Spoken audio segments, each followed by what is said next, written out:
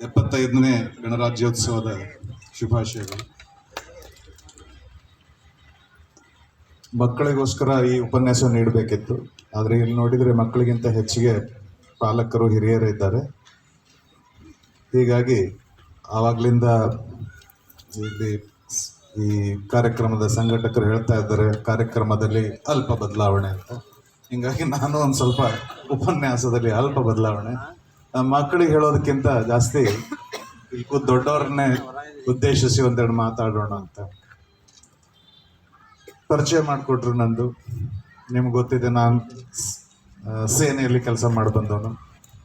ನಮ್ಮ ಮಿಲಿಟ್ರಿಯಲ್ಲಿ ನಮಗೆ ಸುತ್ತು ಬಳಸಿ ಮಾತಾಡಿ ಅಭ್ಯಾಸ ಇರಲ್ಲ, ಏನಿದ್ರು ನೇರವಾಗಿ ಮಾತಾಡ್ತೀವಿ. ಹೀಗಾಗಿ ನನ್ನ ಮಾತು ಒಂದು ಸ್ವಲ್ಪ ನಿಷ್ಠುರ ಅನಿಸಿದ್ರೆ ಕ್ಷಮೆ ಇರಲಿ.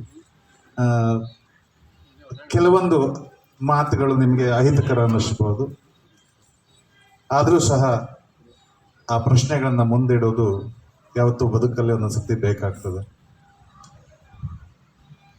ಈ ಒಂದು ಸೊಸೈಟಿ ವತಿಯಿಂದ ಪ್ರತಿಭಾ ಪುರಸ್ಕಾರವನ್ನು ಆಯೋಜಿಸಿಕೊಂಡಿದ್ದಾರೆ. ಕಷ್ಟಪಟ್ಟು ಓದಿ ಉತ್ತಮ ಅಂಕ ಪಡೆದಂಥ ಮಕ್ಕಳಿಗೆ ಒಂದು ಪ್ರೋತ್ಸಾಹ ನೀಡೋಕ್ಕೋಸ್ಕರ ಇಂಥ ಒಂದು ಕಾರ್ಯಕ್ರಮ ಆಯೋಜಿಸ್ಕೊಂಡಿದ್ದಾರೆ. ಒಳ್ಳೆಯದು. ಮಕ್ಕಳಿಗೆ ಬೆನ್ನು ತಟ್ಟಿದರೆ ಅವ್ರಿಗೆ ಇನ್ನೊಂದಿಷ್ಟು ಪ್ರೇರಣೆ ಸಿಗ್ತದೆ. ಅದರಲ್ಲಿ ಎಷ್ಟು ಪುರಸ್ಕಾರ ಕೊಡ್ತಾರೆ, ಎಷ್ಟು ಹಣ ಕೊಡ್ತಾರೆ, ಎಂಥ ಪ್ರೈಸ್ ಕೊಡ್ತಾರೆ ಅದು ಮುಖ್ಯ ಆಗಲ್ಲ. ನೀವು ಕಷ್ಟಪಟ್ಟು ಏನು ಓದ್ತಾ ಇದ್ದೀರಿ, ನಿಮ್ಮ ಪರಿಶ್ರಮವನ್ನು ನಾವು ಗುರುತಿಸಿದ್ದೀವಿ ಅಂತ ಕರೆದು ಏನು ಬೆನ್ನು ತಟ್ತಾರಲ್ಲ, ಅದು ನಿಜಕ್ಕೂ ಮಕ್ಕಳಿಗೆ ಒಂದು ಹಂತದಲ್ಲಿ ಅವರಿಗೆ ಅದು ನಿಜಕ್ಕೂ ಒಂದು ಪ್ರೇರಣೆ ಆಗ್ತದೆ.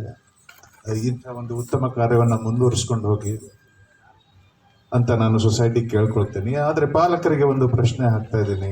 ಇವತ್ತು ಗಣರಾಜ್ಯೋತ್ಸವ, ದೇವರ ಹೆಸರಿನಲ್ಲಿ, ಜಾತಿ ಹೆಸರಿನಲ್ಲಿ, ಧರ್ಮದ ಹೆಸರಿನಲ್ಲಿ ಎಷ್ಟೋ ಧಾರ್ಮಿಕ ಕಾರ್ಯಕ್ರಮಗಳನ್ನು ಚಾಚೂ ತಪ್ಪದೆ ಮಾಡ್ತೀವಿ, ವೃತ್ತಗಳನ್ನು ಮಾಡ್ತೀವಿ. ವರ್ಷದಲ್ಲಿ 2 ಸರ್ತಿ ದೇಶಕ್ಕೋಸ್ಕರ ನಿಮ್ಮ ಸಮಯ ಎಷ್ಟು ಜನ ಎಷ್ಟು ಮಟ್ಟಿಗೆ ಇಟ್ಟಿದ್ದೀವಿ ಅನ್ನೋದೆಂದಾದರೂ ಪ್ರಶ್ನೆ ಮಾಡ್ಕೊಂಡಿದ್ದೀರ? ವರ್ಷದಲ್ಲಿ 2 ದಿನ ಧ್ವಜದ ಮುಂದೆ ಹೋಗಿ ಒಂದು ನಮಸ್ಕಾರ ಮಾಡಬೇಕು ಅಂತ ಎಷ್ಟು ಜನಕ್ಕೆ ಅನಿಸ್ತದೆ? ತುಂಬಾ ಜನಕ್ಕೆ ಗಣರಾಜ್ಯೋತ್ಸವ ಮತ್ತು ಸ್ವಾತಂತ್ರ್ಯೋತ್ಸವದ ವ್ಯತ್ಯಾಸನೇ ಗೊತ್ತಿರೋದಿಲ್ಲ. ಸುಮ್ಮನೆ ಕೂತ್ಕೊಂಡು ದೊಡ್ಡ ದೊಡ್ಡ ಮಾತಾಡ್ತೀವಿ. ಇವತ್ತು ಟಿವಿಯಲ್ಲಿ ಪರೇಡ್ ಬರ್ತದೆ, ನೋಡ್ತೀರಿ. ಅದು ಇವತ್ತಿನ ಪರೇಡ್ ಅಂತೂ ತುಂಬಾ ವಿಶೇಷವಾಗಿದೆ. ಹೆಣ್ಮಕ್ಳು ಅದರಲ್ಲಿ ಹೆಚ್ಚಿನ ಪ್ರಾಧಾನ್ಯದಿಂದ ಮಹಿಳಾ ಅಧಿಕಾರಿಗಳು ಮುನ್ನಡೆಸ್ತಾ ಇದ್ದಾರೆ. ಖುಷಿ ಆಗ್ತದೆ, ನೋಡ್ತೀರಿ. ಆದ್ರೆ ಒಂದು ವಿಷಯ ಗಮನಿಸಿದೀರ? ಪ್ರತಿ ವರ್ಷ ಗಣರಾಜ್ಯೋತ್ಸವ ದಿವಸ ದೆಹಲಿಯ ಕರ್ತವ್ಯ ಪಥದಲ್ಲಿ, ಮುಂಚೆ ಏನು ರಾಜಪಥ ಅಂತಿದ್ರು, ಈಗ ಕರ್ತವ್ಯ ಪಥ ಅಂತದ ಅಲ್ಲಿ ನಮ್ಮ ಸೇನಾ ಪಡೆಗಳು, ಪೊಲೀಸ್ ಪಡೆಗಳು, ರಕ್ಷಣಾ ಪಡೆಗಳು ಶಿಸ್ತಿಂದ ಪರೇಡ್ ಮಾಡ್ತಾ ಬರ್ತಾರೆ. ಎಲ್ಲ ಶಸ್ತ್ರಾಸ್ತ್ರ, ಆಯುಧ, ಆಧುನಿಕ ಉಪಕರಣಗಳನ್ನ ಹೊತ್ಕೊಂಡು ಬರ್ತಾರೆ. ನಿಮಗೆ ಗೊತ್ತಿರಲಿ, ಇವತ್ತು ಜಗತ್ತಿನಲ್ಲಿ ನನ್ನ ದೇಶ ಜಗತ್ತಿನ ಅತ್ಯಂತ 4 ಬಲಿಷ್ಠ ಸೇನೆಗಳಲ್ಲಿ ನಮ್ಮ ದೇಶನೂ ಒಂದು. ಹೆಮ್ಮೆ ಅನಿಸ್ಬೇಕು, ಅಭಿಮಾನ ಅನಿಸ್ಬೇಕು. ಮುಂಚಿನ ಹಾಗೆ ಇವತ್ತು ಯಾರು ನಮ್ಮನ್ನ ದಿಟ್ಟಿಸಿ ನೋಡೋಕೆ ಸಾಧ್ಯ ಇಲ್ಲ. ಅಂತಾರಾಷ್ಟ್ರೀಯ ಮಟ್ಟದಲ್ಲಿ ಇವತ್ತು ಭಾರತದ ಜೊತೆಗೆ ಸಂವಾದ ಮಾಡ್ಬೇಕಂದ್ರೆ 1-2 ಹೆಜ್ಜೆ ನಿಂತು ಯೋಚನೆ ಮಾಡಿ ಮಾತಾಡ್ತಾರೆ. ಮುಂಚೆ ಹಾಗಲ್ಲ, ಯಾರಾದ್ರೂ ಬಂದು ಹೆದರಿಸಿದ್ರೆ ಬನ್ನಿ ಸರ್ ಅಂತ ಬಂದ್ಬಿಡ್ತಿದ್ವಿ. ಆದ್ರೆ ಈಗ ಹಾಗಿಲ್ಲ ಪರಿಸ್ಥಿತಿ. ಈಗ ಒಂದು 5-6 ವರ್ಷದಿಂದ ಚೈನಾ ಬಾರ್ಡರ್ ಅಲ್ಲಿ ನೀವು ಪೇಪರಲ್ಲಿ ಓದಿದ್ರಿ, ಡೋಕ್ಲಾಹಾಮಲ್ಲಿ ಸಂಘರ್ಷ ನಡೆದಾಗ ಚೈನಾದ ರಕ್ಷಣಾ ಮಂತ್ರಿಗಳು ನಮ್ಮ ದೇಶಕ್ಕೆ ಒಂದು ವಾರ್ನಿಂಗ್ ಕೊಟ್ಟರು. ಕೆಣಕಿದ್ರು. ನನ್ಗೆ ನಾಟಕ ಸಿನಿಮಾದ ಸ್ಟೈಲಲ್ಲಿ ಡೈಲಾಗ್ ಹೊಡೆದ್ರು. ಯಾಕ್ರೋ 1962 ಯುದ್ಧದಲ್ಲಿ ಹೊಡೆಸ್ಕೊಂಡಿದ್ದು ಮರ್ತು ಹೋಯ್ತಾ ಅಂತ ಕೇಳಿದ್ರು. ನಮ್ಗೆ 1962 ಚೈನಾ ಜೊತೆಗಿನ ಯುದ್ಧದಲ್ಲಿ ನಮಗೆ ಬಹಳ ನಷ್ಟ ಆಗಿತ್ತು, ಬಹಳ ಹಿಂಸೆ ಅನುಭವಿಸಿದ್ವಿ, ಬಹಳ ನಷ್ಟ ಅನುಭವಿಸಿದ್ವಿ, ಬಹಳ ಅವಮಾನ ಅನುಭವಿಸಿದ್ವಿ. ಅದನ್ನ ನೆನಪು ಮಾಡಿಕೊಟ್ರು ಅವರು. 62ನೇ ವರ್ಷ ಇಸ್ವಿಯಲ್ಲಿ ನಡೆದಂತ ಯುದ್ಧ ಮರ್ತೋಯ್ತಾ? ಯಾಕೆ ಮತ್ತೆ ಬಾಲ ಬೀಸ್ತಾ ಇದ್ದೀರಾ? 62 ಯುದ್ಧ ಮರ್ತೋಯ್ತಾ ನಿಮಗೆ? ಬೇಕಾ ನಿಮಗೆ ಅಂತ ನಮಗೆ ಒಂದು ರೀತಿಯಲ್ಲಿ ವಾರ್ನಿಂಗ್ ಕೊಟ್ಟರು. ಆ ಪ್ರಸಂಗದಲ್ಲಿ ಪ್ರಪ್ರಥಮ ಬಾರಿಗೆ ಇಡೀ ಅಂತಾರಾಷ್ಟ್ರೀಯ ಸಮುದಾಯ ಬೆಚ್ಚಿ ಬಿತ್ತು. ಆ ಸಂದರ್ಭದಲ್ಲಿ ನಮ್ಮ ದೇಶದ ರಕ್ಷಣಾ ಮಂತ್ರಿಗಳು ಎದ್ದು ನಿಂತು ಆ ಚೈನಾ ದೇಶದ ಮಂತ್ರಿಗಳು ಉತ್ತರ ಕೊಟ್ಟರು, ಅಣ್ಣ ಅದು 1962, ಇದು 2017, 2 ಹೆಜ್ಜೆ ಹಿಂದೆ ನಿಂತ್ಕೊಂಡು ಮಾತಾಡು ಅಂತ ಬಾಲ ಮುದ್ರಕೊಂಡು ಹೋದ್ರು ಚೈನಾದ ಸೈನಿಕರು. ಯಾಕೆ ಸ್ನೇಹಿತರೆ ಈ ಮಾತು ಹೇಳ್ತಾ ಇದ್ದೀನಿ ಅಂದ್ರೆ, ನನ್ನ ದೇಶ ಇವತ್ತು ಆ ಪರಿಸ್ಥಿತಿಗೆ ಬಂದಿದೆ. ಸ್ವಂತ ತಂತ್ರಜ್ಞಾನದಿಂದ ಪರಮಾಣು ಶಸ್ತ್ರ ಹೊಂದಿದ ಜಗತ್ತಿನ 4 ದೇಶಗಳಲ್ಲಿ ನನ್ನ ದೇಶನೂ ಒಂದು. ಸಾವಿರಾರು ಮೈಲಿ ದೂರದಿಂದ ಯಾವುದೇ ಶತ್ರು ನೆಲೆ ಮೇಲೆ ಇಲ್ಲಿ ಕೂತ್ಕೊಂಡೇ ಪರಮಾಣು ಶಸ್ತ್ರಗಳಿರುವಂತಹ ಕ್ಷಿಪಣಿಗಳನ್ನ ಹಾರಿಸಿಕೊಳ್ಳುವಂತಹ ಕ್ಷಮತೆ ಇರೋದು ಜಗತ್ತಿನ 4 ದೇಶಗಳಲ್ಲಿ ಮಾತ್ರ. ಅದರಲ್ಲಿ ನನ್ನ ದೇಶನೂ ಒಂದು. ಸಾವಿರಾರು ಮೈಲಿ ದೂರದಿಂದ ಯಾವುದಾದ್ರೂ ಶತ್ರು ರಾಷ್ಟ್ರದಿಂದ ನನ್ನ ದೇಶದ ಮೇಲೆ ಕ್ಷಿಪಣಿ ಹಾರಿಸಿದ್ರೆ ಆಕಾಶದಲ್ಲೇ ಅದನ್ನ ತಡೆದು ನಿಲ್ಲಿಸಿ ಆ ಕ್ಷಿಪಣಿಯನ್ನು ಧ್ವಂಸ ಮಾಡುವಂತ ಕ್ಷಿಪಣಿ ನಿರೋಧಕ ಶಕ್ತಿ ಇರೋದು ಜಗತ್ತಿನ ಕೇವಲ 4 ದೇಶಗಳಲ್ಲಿ. ಅದರಲ್ಲಿ ನನ್ನ ದೇಶನೂ ಒಂದು. ನೂರಾರು ಯುದ್ಧ ವಿಮಾನಗಳನ್ನ ಸಮುದ್ರದ ಮಧ್ಯಕ್ಕೆ ತೆಗೆದುಕೊಂಡು ಹೋಗಿ ಸಮುದ್ರದ ಮಧ್ಯದಿಂದ ವಿಮಾನಗಳನ್ನ ಹಾರಿಸಿ ಶತ್ರು ನೆಲೆಯ ಮೇಲೆ ಆಕ್ರಮಣ ಮಾಡುವಂತ ಯುದ್ಧ ವಿಮಾನ ವಾಹಕಗಳನ್ನು ಹೊತ್ತೊಯ್ಯುವಂತ ಹಡಗುಗಳು ಸ್ನೇಹಿತರೆ ಜಗತ್ತಿನಲ್ಲಿ ಕೇವಲ 4 ದೇಶಗಳ ಹತ್ರ ಇದೆ. ನನ್ನ ದೇಶನೂ ಒಂದು. ಜಗತ್ತಿನ ಯಾವುದೇ ದೇಶವನ್ನು ಇಲ್ಲಿ ಕುಳಿತುಕೊಂಡೇ ಕಣ್ಣು ಮುಚ್ಚಿ ಕಣ್ಣು ತೆಗೆಯೋದ್ರಲ್ಲಿ ಭೂಪಟದಿಂದನೇ ಅದನ್ನ ನಾಶ ಮಾಡಿ ಕಣ್ಮರೆ ಮಾಡುವಂತ ಅಗಾಧ ಶಸ್ತ್ರಾಸ್ತ್ರಗಳನ್ನು ಹೊಂದಿದಂತಹ ನನ್ನ ದೇಶದ ಸೇನೆ ಅಷ್ಟು ಶಕ್ತಿಯುತವಾಗಿದೆ. ಯಾಕೆ ಇಷ್ಟೆಲ್ಲ ಹೇಳ್ತಾ ಇದ್ದೀನಿ ಅಂದ್ರೆ, ಗಣರಾಜ್ಯೋತ್ಸವ ದಿವಸ ಇಂಥ ಒಂದು ಅಪಾರ ಶಕ್ತಿ ಹೊಂದಿದ ನಮ್ಮ ಸೇನೆ, ಇಂಥೊಂದು ಪರಾಕ್ರಮಗಳಿನಂತ ನಮ್ಮ ಅಧಿಕಾರಿಗಳು ರಿಪಬ್ಲಿಕ್ ಡೇ ದಿವಸ, ಗಣರಾಜ್ಯೋತ್ಸವ ದಿವಸ ನೋಡಿ ಶಿಸ್ತಿಂದ ಪರೇಡ್ ಮಾಡ್ತಾ ಬಂದು ಎಲ್ಲ ಆಧುನಿಕ ಶಸ್ತ್ರಾಸ್ತ್ರಗಳು, ಅಷ್ಟು ಶಕ್ತಿ ಇರುವಂತ ಎಲ್ಲ ಆಯುಧಗಳು, ಖಡ್ಗಗಳು ಎಲ್ಲವೂ ಅವತ್ತು ರಾಷ್ಟ್ರಪತಿಗಳ ಕಾಲ್ಬುಡದಲ್ಲಿ ತಲೆ ತಗ್ಗಿಸಿ ಅವರಿಗೆ ನಮಸ್ಕಾರ ಮಾಡ್ತಾರೆ, ಸೆಲ್ಯೂಟ್ ಹೊಡಿತಾರೆ. ಇದು ಏನು ತೋರಿಸುತ್ತೆ ಗೊತ್ತಾ ಸ್ನೇಹಿತರೆ? ನಮ್ಮ ಹತ್ರ ಇಷ್ಟೊಂದು ಅಪಾರ ಶಕ್ತಿ ಇದ್ರೂ ಸಹ, ಇಷ್ಟೊಂದು ದೊಡ್ಡ ಬಲಿಷ್ಠ ಸೇನೆ ಆಗಿದ್ರು ಸಹ ನಾವು ಭಾರತದ ಸಂವಿಧಾನಕ್ಕೆ ತಲೆ ತಗ್ಗಿಸ್ತೀವಿ, ಗೌರವ ಕೊಡ್ತೀವಿ ಅನ್ನೊಂದು ಸಂದೇಶವನ್ನ ನಮ್ಮ ಸೇನೆ ದೇಶಕ್ಕೆ ಕೊಡ್ತಾ ಇದೆ. ಅಂಥ ಪ್ರಬಲ ಶಕ್ತಿ ಇರುವಂತ ಸೇನೆನೇ ಸಂವಿಧಾನದ ಮುಂದೆ ಬಗ್ತದೆ. ಸ್ನೇಹಿತರೆ, ಪ್ರಾಮಾಣಿಕವಾಗಿ ವಿಚಾರ ಮಾಡೋಣ. ನಾವು ಎಷ್ಟು ಜನ ಸಂವಿಧಾನಕ್ಕೆ ನಾವು ಬೆಲೆ ಕೊಡ್ತೀವಿ? ಎಷ್ಟು ಜನ ನಮ್ಮ ಮಕ್ಕಳಿಗೆ ಸಂವಿಧಾನದ ಬಗ್ಗೆ ಪಾಠ ಮಾಡ್ತೀವಿ? ಕೆಲಸಕ್ಕೆ ಬಾರದ ಏನೇನೆಲ್ಲ ಸುದ್ದಿಗಳನ್ನ ಮಕ್ಕಳಿಗೆ ಕಲಿಸ್ಕೊಡ್ತೀವಿ? ಕಾನೂನನ್ನ ಪರಿಪಾಲಿಸುವುದನ್ನ ಎಷ್ಟು ಜನ ನಮ್ಮ ಮಕ್ಕಳಿಗೆ ಕಲಿಸ್ಕೊಡ್ತೀವಿ? ಯಾವ ದೇಶದ ಸಂವಿಧಾನದನ್ವಯ ಯಾವ ಕಾನೂನುಗಳು ರಚನೆ ಆಗಿದಾವೆ ಆ ಕಾನೂನುಗಳನ್ನ ಪಾಲಿಸಬೇಕು ಅಂತ ನಮ್ಮ ಮಕ್ಕಳಿಗೆ ನಾವು ಎಷ್ಟು ಜನ ತಂದೆ ತಾಯಿ ಮಕ್ಕಳಿಗೆ ಪಾಠ ಮಾಡಿಕೊಡ್ತೀವಿ? ನಮ್ಮ ದೇಶದಲ್ಲಿ ಕಾನೂನು ಮುರಿಯೋದು ಒಂದು ಜಾಣತನಾಗಿದೆ. ಮಗ ಲೈಸೆನ್ಸ್ ಇಲ್ಲದೆ ಗಾಡಿ ಹೊಡ್ಕೊಂಡು ಬಂದ್ರೆ ಅಪ್ಪ ದುಡ್ಡು ಕೊಟ್ಟು ಪೊಲೀಸರಿಗೆ ಲಂಚ ಕೊಟ್ಟು ಬಿಡಿಸ್ಕೊಂಡು ಬರ್ತೀವಿ. ಅಂಥ ಮಕ್ಕಳಿಂದ ಸ್ನೇಹಿತರಿಗೆ ಏನು ನಿರೀಕ್ಷೆ ಇಟ್ಕೊಳ್ತೀರಾ ನೀವು? ಕಾನೂನು ಪ್ರಕಾರ ನಡ್ಕೊಳ್ಳೋದು ಅವಮಾನ ಅಂತ ಬಹಳ ಜನ ಅನ್ಕೊಳ್ತೀನಿ. ಎಷ್ಟು ಜನ ನಿಮ್ಮ ಮಕ್ಕಳು ಸ್ನೇಹಿತರೆ SLC PUC ಹಂತದಲ್ಲೇ ಬೈಕ್ ಹೊಡೆಯೋದನ್ನ ಕಲ್ತಿದ್ದಾರೆ? 18 ವರ್ಷ ತುಂಬೋಕ್ಕಿಂತ ಮುಂಚೆ ಎಷ್ಟು ಜನ ನಿಮ್ಮ ಮಕ್ಕಳು ಗಾಡಿ ಹೊಡೆಯೋದನ್ನ ಕಲ್ತಿದ್ದಾರೆ? ಲೈಸೆನ್ಸ್ ಇಲ್ಲದೆ ಗಾಡಿ ಹೊಡಿಬಾರ್ದು ಅನ್ನೋ ಒಂದು ಪ್ರಜ್ಞೆ ಇಲ್ವಾ ನಮ್ಮ ಮಕ್ಕಳಿಗೆ? ಹೇಳೋಕ್ಕಾಗಲ್ವಾ ನಮಗೆ? ಯಾಕೆ ಹಿಂಗಿದೀವಿ ನಾವು? ರಾಜಕಾರಣಿಗಳಿಗೆ ಬೈಯೋದು ಒಂದು ಫ್ಯಾಷನ್ ಆಗಿದೆ. ಕಳೆದ 4 ಸಂತತಿಗಳು, 4 ಜನರೇಷನ್ ಇಂದ ನಮ್ಮ ಮಕ್ಕಳು ನಾವು ಯಾವ ರೀತಿ ಬೆಳೆಸ್ತಾ ಇದ್ದೀವಿ ಅನ್ನೋದನ್ನ ನಾವು ಪ್ರಶ್ನೆ ಹಾಕೊಳ್ಬೇಕು. ನನ್ನ ಮಕ್ಕಳಿಗೆ, ತಂದೆ ತಾಯಿಗಳಿಗೆ ಒಂದು ನೇರ ಯಾವಾಗ್ಲೂ ಪ್ರಶ್ನೆ, ನಿಮ್ಮ ಮಕ್ಕಳನ್ನ ಶಾಲೆಗೆ ಯಾಕೆ ಕಳಿಸ್ತೀರಿ? 4 ತಲೆಮಾರುಗಳಿಂದ ನಮ್ಮ ಮಕ್ಕಳಿಗೆ ಏನು ಶಿಕ್ಷಣ ಕೊಟ್ಟಿದ್ದೀವಿ? 4 ತಲೆಮಾರುಗಳಿಂದ ಎಲ್ಲರ ಸುದ್ದಿ ಹೇಳಲ್ಲ, ಪ್ರಜ್ಞಾವಂತರು ಅನಿಸ್ಕೊಂಡವರು, ಶಿಕ್ಷಿತರಾದಂಥವ್ರು, ಎಜುಕೇಟೆಡ್ ಅನಿಸ್ಕೊಂಡವರು, ವಿವೇಕವಂತ ಅನಿಸ್ಕೊಂಡವರು, ಪ್ರಜ್ಞಾವಂತರು, ತಿಳುವಳಿಕೆ ನಮ್ಮ ಅಜ್ಜ ಮುತ್ತಜ್ಜನ ಕಾಲದಿಂದ ನಡೆದುಕೊಂಡು ಬಂದಿದ್ದ 4 ತಲೆಮಾರುಗಳಿಂದ ಮಕ್ಕಳಿಗೆ ಏನ್ ಹೇಳಿದ್ದಾರೆ? ಪುಟ್ಟ, ರಾಜಕೀಯ ತುಂಬಾ ಹೊಲಸು, ಈ ಹೊಲಸಿನಲ್ಲಿ ಕಾಲಿಡಬೇಡ. ನಮ್ಮ ಮಕ್ಕಳಿಗೆ ರಾಜಕೀಯಕ್ಕೆ ಹೋಗೋಕೆ ನಾವು ಬಿಡೋದಿಲ್ಲ. 4 ತಲೆಮಾರುಗಳಿಂದ ನಮ್ಮ ಮಕ್ಕಳನ್ನ ವ್ಯವಸ್ಥಿತವಾಗಿ ರಾಜಕೀಯದಿಂದ ದೂರ ಇಟ್ಟು ಬಂದ ಮೇಲೆ ಈಗ ರಾಜಕೀಯಕ್ಕೆ ಯಾರು ಬರ್ತಾರೆ ಅವರಿಗೆ ಬೈಯೋ ಹಕ್ಕು ನನಗೆ ಇದೆಯಾ? ಪ್ರಜ್ಞಾವಂತರು, ವಿವೇಕಿಗಳು, ವಿದ್ಯಾವಂತರು ತಮ್ಮ ಮಕ್ಕಳನ್ನ ರಾಜಕೀಯಕ್ಕೆ ಕಳಿಸೋದಿಲ್ಲ. ಮತ್ತು ಉತ್ತಮ ರಾಜಕಾರಣಿಗಳು ಎಲ್ಲಿಂದ ಬರ್ತಾರೆ? ಯಾವ ಉದ್ದೇಶಕ್ಕೆ ನಮ್ಮ ಮಕ್ಕಳನ್ನ ಶಾಲೆಗೆ ಕಳಿಸ್ತಾ ಇದೀವಿ? ಏನ್ ಪಾಠ ಮಾಡಿದೀವಿ ನಾವು ಅನ್ನೋದು ಎಂದಾದ್ರೂ ಯೋಚನೆ ಮಾಡಿದಿರ? ನಿಮ್ಮ ಮಕ್ಕಳನ್ನ ಬಿಡ್ರಿ, ನೀವು ಚಿಕ್ಕವರಿದ್ದಾಗಿನ ಘಟನೆ ನೆನಪು ಮಾಡ್ಕೊಳ್ರಿ. ನಿಮ್ಮ ಹಿರಿಯರು ನಿಮ್ಗೆ ಏನ್ ಕಲಿಸ್ಕೊಟ್ರು ನೆನಪು ಮಾಡ್ಕೊಳ್ರಿ. ನೀವು 6 ವರ್ಷದವ್ರು ಇದ್ದಾಗ, ಫಸ್ಟ್ ಸ್ಟ್ಯಾಂಡರ್ಡ್ ಅಲ್ಲಿ ಇದ್ದಾಗ, ಮದ್ವೆಗೋ ಜಾತ್ರೆಗೋ ಯಾವುದಕ್ಕೋ ಬೇರೆ ಊರಿಗೆ ಹೋಗ್ಬೇಕಾದಾಗ, ಬಸ್ ಹತ್ತಬೇಕಾದಾಗ ನಮ್ಮ ಮನೆಯಲ್ಲಿ ಯಾರೋ ದೊಡ್ಡವರು ಒಂದು ಮಾತು ನಮ್ಗೆ ಖಂಡಿತ ಹೇಳಿದ್ದಾರೆ. ಅವ್ರು ಅವತ್ತು ಹೇಳಿದ್ರು, ನೋಡ್ಪುಟ್ಟಿ ಬಸ್ ಅಲ್ಲಿ ಕಂಡಕ್ಟರ್ ಮಾಮ ಏನಾದ್ರು ಕೇಳಿದ್ರೆ ನೀನ್ ಎಷ್ಟನೇ ಕ್ಲಾಸು ಅಂದ್ರೆ ಫಸ್ಟ್ ಸ್ಟ್ಯಾಂಡರ್ಡ್ ಅಂತ ಹೇಳ್ಬೇಡ, ನಿನ್ ವಯಸ್ಸು ಎಷ್ಟು ಅಂದ್ರೆ 6ನೇ ಕ್ಲಾಸು ಅಂತ ಹೇಳ್ಬೇಡ, 6 ವರ್ಷ ಅಂತ ಹೇಳ್ಬೇಡ. ಕಂಡಕ್ಟರ್ಗೆ ಸುಳ್ಳು ಹೇಳಿ ಟಿಕೆಟಿನ ಹಣ ಉಳಿಸೋ ಪಾಠ ಮನೆಯಲ್ಲಿ ಯಾವತ್ತು ನನಗೆ ಕಲಿಸ್ಕೊಟ್ರು ಸ್ನೇಹಿತರೆ, ಅವತ್ತೇ ಭ್ರಷ್ಟಾಚಾರದ ಮೊದಲ ಪಾಠ ಮನೆಯಲ್ಲಿ ನನಗೆ ಬಿದ್ದಿದೆ. ಮನೆಯೇ ಮೊದಲ ಪಾಠ ಶಾಲೆ. ರಾಜಕಾರಣಿಗಳಿಗೆ ಯಾಕ್ರಿ ಬೈತೀರಿ? ನಮ್ಮ ಮಕ್ಕಳನ್ನ ಪ್ರಾಮಾಣಿಕವಾಗಿ ಬೆಳೆಸ್ತಾ ಇದೀವ ನಾವು? ಮೊನ್ನೆ ಟ್ಯಾಕ್ಸಿಲಿ ಹೋಗ್ಬೇಕಾದಾಗ ಆ ಡ್ರೈವರ್ ಬೈತಾ ಇದ್ದ, ಏನ್ ಸರ್ ಹೆಜ್ಜೆ ಹೆಜ್ಜೆಗೂ ಹಂಪ್ ಹಾಕಿದ್ದಾರೆ, ಇಂಥ ರೋಡಲ್ಲಿ ಗಾಡಿ ಹೆಂಗ್ ಹಾಕ್ಬೇಕು, ಸ್ಪೀಡ್ ಬ್ರೇಕರ್ ಒಂದೊಂದು ಊರಿಗೆ 4 ಹಾಕಿದ್ದಾರೆ, ಇನ್ ದಾಟ್ಕೊಂಡು ನಾವು ಹೇಗೆ ಗಾಡಿ ಓಡಿಸ್ಬೇಕು, ಬುದ್ಧಿ ಇಲ್ಲ ಜನರಿಗೆ, ಎಷ್ಟು ತೊಂದರೆ ಕೊಡ್ತಾರೆ, ನಾವು ಹೇಗೆ ಗಾಡಿ ಹೊಡಿಬೇಕು. ಒಂದೊಂದು ಹಂಪ್ ಬಂದಾಗ ಅವನು ಬೈಯೋನು ಸರ್ಕಾರಕ್ಕೆ. ಆಮೇಲೆ ಕೊನೆಗೆ ಅಣ್ಣ ಒಂದು ಕ್ಷಣ ಒಂದು ಸ್ವಲ್ಪ ತಡ್ಕೊ, ಆ ಹಂಪ್ ಯಾಕೆ ಹಾಕಿದಾರೆ ಅಲ್ಲಿ ಅಂತ ಕೇಳ.